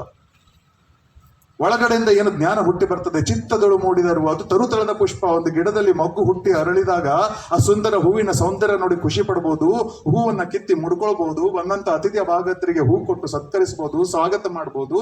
ಮದುಮಕ್ಕಳು ಹೂವಿನ ಹಾರ ಹಾಕೊಂಡು ಮದುವೆ ಮಾಡ್ಕೊಂಡು ಖುಷಿ ಪಡ್ತಾರೆ. ಹೆಣದ ಶೃಂಗಾರ ನಡೀತದೆ, ದೇವರ ಪೂಜೆ ಆಗ್ತದೆ. ಆ ಹೂವಿಗೆ ಅಷ್ಟೊಂದು ಬೆಲೆ ಯಾಕೆ ಬಂತು? ಆ ಹೂವು ಗಿಡದ ಒಳಗಿಂದ ಹುಟ್ಟಿ ಬಂದಿದ್ದು. ಯಾರು ಪ್ಲಾಸ್ಟಿಕ್ ಹೂವನ್ನ ಅಂಟಿಸಿಲ್ಲ. ಗಣಪತಿ ಹಬ್ಬದಲ್ಲಿ ಗಣಪತಿ ಪೆಂಡಾಲ್ ಶೃಂಗಾರ ಮಾಡಕ್ಕೆ ಪ್ಲಾಸ್ಟಿಕ್ ಹೂ ಉಪಯೋಗಿಸ್ತಾರೆ, ಆದ್ರೆ ದೇವರ ಪೂಜೆ ಯಾರು ಪ್ಲಾಸ್ಟಿಕ್ ಹೂವಿಂದ ಮಾಡಲ್ಲ, ಅಲಂಕಾರಕ್ಕಷ್ಟೇ. ಹಾಗೆ ಈ ಹೊರಗಡೆಯಿಂದ ಬರೋ ಡಿಗ್ರಿಗಳು ಅಲಂಕಾರ ತೋರ್ಸೋಕ್ಕಷ್ಟೇ. ನಿಜವಾದ ಜ್ಞಾನ ಒಳಗಿಂದ ಬರಬೇಕು. ಪುಸ್ತಕದಿ ದೊರೆತರಿವು ಮಸ್ತಕದಿ ತಳದ ಮಣಿಯಂತೆ, ಚಿತ್ತದಳು ಮೂಡಿದರಿವು ತರುತಳದ ಪುಷ್ಪ. ವಸ್ತು ಸಾಕ್ಷಾತ್ಕಾರ ಅಂತ ನಿರೀಕ್ಷಣೆಯಿಂದ ಹೊರತು ಶಾಸ್ತ್ರೀತನದಿಂದಲ್ಲ ಮಂಕುತಿಮ್ಮ. ಒಂದು ವಿಷಯ ಜ್ಞಾನ ಬರಬೇಕಾದಾಗ ಇಷ್ಟೊತ್ತರೆಗೂ ನಾನು ಏನ್ ಮಾಡಿದೆ ಸ್ನೇಹಿತರೆ ಅಂತ ಅಹಿತಕರ ಪ್ರಶ್ನೆಗಳನ್ನ ನಾವು ಕೇಳ್ಕೊಳ್ಬೇಕು. ಅಂತರ್ನಿರೀಕ್ಷಣೆ, ನಮಗೆ ನಾವು ಪ್ರಶ್ನೆ ಮಾಡ್ಕೊಳ್ಬೇಕು, ಬೇರೆ ಇನ್ನೊಬ್ಬರನ್ನಲ್ಲ, ನಮ್ಮನ್ನ ಪ್ರಶ್ನೆ ಮಾಡ್ಕೊಳ್ಬೇಕು. ಯಾಕೆ ನಮ್ಮ ಮಕ್ಕಳನ್ನ ಬೆಳೆಸ್ತಾ ಇದೀವಿ? ನಾವು ಹೇಗೆ ಬೆಳೆಸ್ತಾ ಇದೀವಿ? ನಮ್ಮ ಮಕ್ಕಳನ್ನ ಹೆತ್ತಿದ್ದ ಯಾಕೆ? ನಾವು ಏನ್ ಕಲಿಸ್ಕೊಡ್ತಾ ಇದೀವಿ? ಅವ್ರನ್ನ ಯಾವ ದಿಕ್ಕಿಗೆ ಕರ್ಕೊಂಡು ಹೋಗ್ತಾ ಇದೀವಿ? ಕೇವಲ ಉತ್ತಮ ಶಾಲೆ ಕಳಿಸಿ ಅವ್ರಿಗೆ ಉತ್ತಮ ಶಿಕ್ಷಣ ಕೊಟ್ಟು ಉತ್ತಮ ಅಂಕ ಒಂದು ಒಳ್ಳೆ ಕೆಲಸ ಕೊಡ್ಸೋದ್ರಿಂದ ಸಂಸಾರ ನಡೆಯೋದಿಲ್ಲ. ಮೌಲ್ಯಗಳು, ಸಂಬಂಧಗಳ ವಾತ್ಸಲ್ಯ, ಸಂಬಂಧ, ಇದನ್ನ ಯಾವಾಗ ಕಲಿಸ್ಕೊಡ್ತೀವಿ? ನನ್ನ ದೇಶದ ಬಗ್ಗೆ ಅಂಥ ಮೌಲ್ಯಗಳನ್ನ ಕಳಿಸುವಂತ ತಂದೆ ತಾಯಿಗಳು ನಾವು ಆಗ್ಬೇಕಾಗ್ತದೆ. ಯಾಕಂದ್ರೆ ಇವತ್ತೇನು ದಿನ ಇದೆ ನಮಗೆ ಸುಮ್ಮನೆ ಬಂದಿಲ್ಲ. ಎಷ್ಟೋ ಜನರ ನೆತ್ತರ ಹರಿದಿದೆ, ಎಷ್ಟೋ ಪ್ರಾಣಗಳ ಹೋಗಿದ್ದಾವೆ, ಎಷ್ಟೋ ಜನರ ಕಣ್ಣೀರ್ ಹರಿದಿದೆ, ಎಷ್ಟೋ ಸಣ್ಣ ವಯಸ್ಸಿಗೆ ಎಷ್ಟೋ ಜನ ನಗ್ತಾ ಎದೆಗೆ ಗುಂಡು ತಿಂದ್ರು, ಎಷ್ಟೋ ಸಣ್ಣ ವಯಸ್ಸಿನ ಹೆಣ್ಮಕ್ಳು ಸಣ್ಣ ವಯಸ್ಸಿಗೆ ವಿಧವೆಯರಾದ್ರು, ಎಷ್ಟೋ ಸಣ್ಣ ಮಕ್ಕಳು ತಂದೆನ ಕಳ್ಕೊಂಡು ಅನಾಥರಾದ್ರು, ಎಷ್ಟೋ ವಯಸ್ಸಾದ ವೃದ್ಧ ತಂದೆ ತಾಯಿಗಳು ತಮ್ಮ ವೃದ್ಧಾಪದ ಅಡಿಗುವ ಕೋಲನ್ನ ಕಳ್ಕೊಂಡ್ರು, ತಮ್ಮ ಮಕ್ಕಳನ್ನ ಕಳ್ಕೊಂಡ್ರು, ಎಷ್ಟೋ ಸಂಸಾರಗಳು ಬೀದಿಗೆ ಬಂದವು. ಅಷ್ಟೆಲ್ಲ ಆಗಿ ಸ್ವಾತಂತ್ರ್ಯ ಸಿಕ್ಕಿದೆ ನಮಗೆ. ಅದನ್ನ ಹೇಗೆ ನಾವು ಮುಂದುವರ್ಸ್ಕೊಂಡು ಹೋಗ್ತೀವಿ, ನಮ್ಮ ಮಕ್ಕಳನ್ನ ಯಾವ ರೀತಿ ಬೆಳೆಸ್ತೀವಿ ಅನ್ನೋ ಇವತ್ತು ನಾವು ಸಂಕಲ್ಪ ಮಾಡಬೇಕಾಗಿದೆ. ದೇಶ ಮೊದಲು, ನೇಷನ್ ಫಸ್ಟ್, ಉಳಿದಿದ್ದೆಲ್ಲ ಆಮೇಲೆ ಬರ್ತದೆ. ಯಾವ ದೇಶದಲ್ಲಿ ನಾನು ಬದುಕಿ ಬಾಳಬೇಕಾಗಿದೆ, ಯಾವ ದೇಶದಲ್ಲಿ ನನ್ನ ಮಕ್ಕಳು ಬಾಳಿ ಬದುಕಬೇಕಾಗಿದೆ ಅಂತ ಒಂದು ಸುಂದರವಾದ ಸಮಾಜ, ದೇಶವನ್ನು ಕಟ್ಟೋದು ಶಿಕ್ಷಣದ ಉದ್ದೇಶ ಆಗ್ತದೆ. ಒಂದು 10,000 ರೂಪಾಯಿ ಹೆಚ್ಚಿಗೆ ಗಳಿಸ್ತಾರೆ, ಕಡಿಮೆ ಗಳಿಸ್ತಾರೆ, ಏನು ವ್ಯತ್ಯಾಸ ಆಗಲ್ಲ. ಕೇವಲ ಹಣ ಗಳಿಸೋದ್ರಿಂದ, ಒಳ್ಳೆ ಉದ್ಯೋಗ ಗಳಿಸೋದ್ರಿಂದ ಮಕ್ಕಳ ಕರಿಯರ್ ಆಗ್ತದೆ, ಮಕ್ಕಳ ವೃತ್ತಿ ಮೌಲ್ಯಗಳು ಮುಖ್ಯ ಆಗ್ತದೆ. ಇಲ್ಲ ಅಂತಂದ್ರೆ, ಯಾಕಂದ್ರೆ ನಮಗೆ ವಯಸ್ಸಾದ ಮೇಲೆ, ನಮ್ಮ ಕೈಕಾಲು ಬಿದ್ದು ಹೋದ್ಮೇಲೆ, ನಾವು ಯಾವ ಪರಿಸರದಲ್ಲಿ ಯಾವ ಸಮಾಜದಲ್ಲಿ ನಾವು ಬದುಕಬೇಕಾಗಿದೆ, ಆ ಸಮಾಜವನ್ನು ಈ ಮಕ್ಕಳು ಕಟ್ತಾರೆ. ನಾಳೆ ನಮ್ಮ ಮಕ್ಕಳು ಎಂತ ಸಮಾಜವನ್ನು ಕಟ್ತಾರೆ ಅಂತ ಸಮಾಜದಲ್ಲಿ ನಾವು ಬದುಕಬೇಕಾಗಿದೆ. ನಾವು ವೃದ್ಧಾಪದಲ್ಲಿ ಯಾವ ರೀತಿ ಬದುಕಬೇಕಂತ ಮಾಡಿದ್ವಿ, ನಮ್ಮ ವೃದ್ಧಾಪ ಸುಖವಾಗಿರುವಂತ ಸಮಾಜ ಕಟ್ಟುವಂತ ಮಕ್ಕಳನ್ನ ನಾವು ಬೆಳೆಸ್ತಾ ಇದೀವಿ ಅಂತ ಪ್ರಶ್ನೆ ಮಾಡ್ಕೋಬೇಕು. ಇದು ದೇಶ ಸೇವೆ ಅಲ್ಲ, ನಮ್ಮ ವೃದ್ಧಾಪದ್ದು. ಇಲ್ಲ ಅಂದ್ರೆ ನಿಮ್ಮ ವೃದ್ಧಾಪ ಅಪಾಯದಲ್ಲಿದೆ. ನಾವು ಸುಖವಾಗಿ ಬಾಳು ಬದುಕುವಂತ ಒಂದು ಸಮಾಜ ನಿರ್ಮಾಣವಂತ ಮಕ್ಕಳನ್ನ ಕಟ್ಟಬೇಕಂದ್ರೆ ಮೌಲ್ಯಗಳು ಮುಖ್ಯ ಆಗ್ತದೆ ಸ್ನೇಹಿತರೆ. ಅಂತ ಮೌಲ್ಯಗಳನ್ನ ನಾವು ಬಿತ್ತಬೇಕಾಗ್ತದೆ. ನನ್ನ ದೇಶ ಇದು, ಇಲ್ಲೇ ಇರಬೇಕಾಗಿದೆ. ಆ ಒಂದು ಮೌಲ್ಯ ಬೇಕಾಗ್ತದೆ. ಮಕ್ಕಳಿಗೆ ಭರವಸೆ ಕೊಡಬೇಕಾಗ್ತದೆ, ಮಕ್ಕಳಿಗೆ ಉತ್ತೇಜನ ಕೊಡಬೇಕಾಗ್ತದೆ. ಇವತ್ತು ಬೇಕಾದಷ್ಟು ಅವಕಾಶಗಳಿದ್ದಾವೆ. ಮಕ್ಕಳಿಗೂ ಸಹ ಅಷ್ಟೇ, ಕೇವಲ ಒಂದು ಉದ್ಯೋಗ ಪಡೆಯೋದಕ್ಕೆ ಬದುಕಲ್ಲ, ಎಂಥ ವ್ಯಕ್ತಿ ನೀವು ಆಗ್ತೀರಿ ಅನ್ನೋದು ಅನ್ಕೊಂಡಿದ್ದೀರಿ, ಎಂಥ ವ್ಯಕ್ತಿಯಾಗಿ ಬದುಕಬೇಕು ಅಂತ ಕನಸ್ಕೊಂಡಿದ್ದೀರಿ. ಎಷ್ಟು ಹಣ ಗಳಿಸ್ತೀನಿ, ಎಷ್ಟು ಆಸ್ತಿ ಮಾಡ್ತೀನಿ ಮುಖ್ಯ ಅಲ್ಲ, ಎಲ್ಲರೂ ಮಾಡ್ತಾರೆ, ಅದೇ ದೊಡ್ಡ ವಿಷಯ ಅಲ್ಲ. ಇವತ್ತು ನಾನು ಸತ್ರೆ ನನಗೋಸ್ಕರ ಯಾರು ಅಳ್ತಾರೆ? ಇವತ್ತು ನೀವು ಅಂತೀರಿ, ನೀವು ಸತ್ರೆ ನಿಮ್ಮ ಹೆಂಡತಿ, ಮಕ್ಕಳು, ಪರಿವಾರ, ನಿಮ್ಮ ಸ್ನೇಹಿತರು ಎಲ್ಲ ಅಳ್ತಾರೆ. ನಿಜ, ನನ್ನ ಹೆಣ ಮದ್ದೆ ಇಟ್ಕೊಂಡು ಸುತ್ತಲೂ ಕೂತ್ಕೊಂಡು ಅಳ್ತಾರೆ. ಅದು ನಿಮ್ಗೊಂದು ವಿಷಯ ಗೊತ್ತಾ? ಅವ್ರು ಅಷ್ಟು ಜನ ಯಾಕೆ ಅಳ್ತಾರೆ ಗೊತ್ತಾ? ಅಲ್ಲಿ ನಾನ್ ಸತ್ತಿದ್ದೀನಿ ಅಂತ ಯಾರು ಅಳ್ತಾ ಇಲ್ಲ. ನಾ ಸತ್ತು ಹೋದ್ಮೇಲೆ ನಾನು ಇಲ್ಲದ ಬದುಕಿಂದ ಅವ್ರಿಗೆ ಏನೇನು ಸಮಸ್ಯೆಗಳು ಆಗೋದಾವ ಅದನ್ನ ನೆನೆಸ್ಕೊಂಡು ಹೇಳ್ತಾ ಇದಾರೆ ಅವರು. ನನ್ನ ಹೆಂಡತಿ ಹೇಳ್ತಾಳೆ, ನನ್ನ ಗಂಡ ಹೋದ್ಮೇಲೆ ನಾನು ಹೇಗಿರ್ಲಿ, ಅವಳಿಗೆ ಆ ಚಿಂತೆ, ನಾನು ಹೋಗಿದ್ ಚಿಂತೆ ಅಲ್ಲ ಅವಳಿಗೆ. ಅವ್ನು ಹೋದ್ಮೇಲೆ ನಾನು ಹೇಗಿರ್ಬೇಕು, ಹೋಗೋದು ನನ್ನ ಕರ್ಕೊಂಡು ಹೋಗ್ಲಿಲ್ಲ, ಪಿಕ್ನಿಕ್ ಹೊರಟಿದ್ದಾನೆ, ಇವಳನ್ನು ಕರ್ಕೊಂಡು ಹೋಗಕ್ಕೆ. ಮಕ್ಕಳು ಅಳ್ತಾವೆ, ಅಪ್ಪ ಹೋದ, ಅನಾಥ ಆಗ್ಬಿಟ್ಟ, ನನ್ನ ಮುಂದೆ ಗತಿ ಏನು, ನಾನು ಓದಿಸೋರು ಯಾರು, ಕೆಲಸ ಕೊಡ್ಸೋರು ಯಾರು, ಮದುವೆ ಮಾಡಿಸೋರು ಯಾರು, ಅದು ಹಿರಿ ಮಗ ಆದ್ರೆ ಇನ್ನೊಂದಿಷ್ಟು ಚಿಂತೆ. ನಾ ಏನೇನೋ ಮಾಡ್ಬೇಕಂತ ಮಾಡಿದ್ದೆ, ಇನ್ನು ನನ್ನ ತಮ್ಮಂದ್ರನ್ನ ಎಜುಕೇಶನ್ ಮಾಡಿಸ್ಬೇಕು, ಅಕ್ಕಂಗಿರ ಮದುವೆ ಮಾಡಿಸ್ಬೇಕು, ಎಲ್ಲ ನನ್ನ ತಲೆ ಮೇಲೆ ಹಾಕಿ ಹೋದ್ನಲ್ಲೋ ಅಪ್ಪ ಅಂತ ಆತ ಎದೆ ಹೊಡ್ಕೊಂಡು ಹೇಳ್ತಾನೆ. ಸ್ನೇಹಿತರು ಹೇಳ್ತಾರೆ, ಏನ್ಲೇ ಮಸ್ತ್ ಕಂಪ್ನಿ ಕೊಡ್ತಿದ್ನಲ್ಲೋ, ಹೋದ್ನಲ್ಲೋ, ನಾಳೆಯಿಂದ ಯಾರ ಜೊತೆ ಸುತ್ತಾಡ್ಲಿ, ಅವ್ನಿಗೆ ಆ ಚಿಂತೆ, ನಾಳೆಯಿಂದ ಅವ್ನು ಯಾರ ಜೊತೆ ಸುತ್ತಾಡ್ಬೇಕು, ನನಗೋಸ್ಕರ ಯಾರು ಹೇಳ್ತಾರೆ? ಸ್ನೇಹಿತರೆ, ನಾನು ಸತ್ತ ಸುದ್ದಿ ಬೇರೆ ಎಲ್ಲ ಊರಲ್ಲಿದ್ದ ಯಾರಿಗೂ ಗೊತ್ತಾಗಿ, ಹೇಗೋ ಗೊತ್ತಾಗಿ, ಪುಣ್ಯಾತ್ಮ ಇಂಥವ್ರು ಒಬ್ರಿದ್ರಲ್ಲ, ಹೋದ್ರಲ್ಲ ಅಂತ ನನ್ನನ್ನು ನೆನೆಸ್ಕೊಂಡು ಅವ್ರ ಕಣ್ಣಿಂದ ಒಂದ್ 2 ಹನಿ ನೀರು ಪಳಕ್ಕಂತ ಬಂತು. ಅದು ಬದುಕಲ್ಲ ಸ್ನೇಹಿತರೆ. ಅಂತ ಒಬ್ಬ ವ್ಯಕ್ತಿ ಆಗ್ಬೇಕು ನಮ್ಮ ಮಕ್ಕಳು ಅನ್ನೋದೊಂದು ಏನಾದ್ರು ಕನಸಿಟ್ಕೊಂಡಿದೀವಿ ನಾವು, ಅಂಥದ್ದು ಏನಾದ್ರು ಗುರಿ ಇಟ್ಕೊಂಡಿದೀವಿ. ಊರ್ ಜನರಿಗೆಲ್ಲ ಕಣ್ಣಲ್ಲಿ ನೀರು ಹಾಕ್ಸೇ ಸಾಯ್ತೀನಿ ಅಂತ ಏನಾದ್ರು ಗುರಿ ಇಟ್ಕೊಂಡಿದ್ದೀರ? ಊರ್ ತುಂಬಾ ಸಾಲ ಮಾಡಿ ಹಾಗೆ ನೆಗೆದು ಬಿದ್ದು ಹೋದ್ರೆ ಊರ್ ಜನ ಎಲ್ಲ ಬಾಯ್ ಬಿಡ್ಕೊಂಡು ಹೇಳ್ತಾರೆ. ಆ ಥರ ಅಳಿಸೋದಲ್ಲ. ಬದುಕಿಗೊಂದು ಗುರಿ ಇರಬೇಕು, ಕನಸಿರಬೇಕು.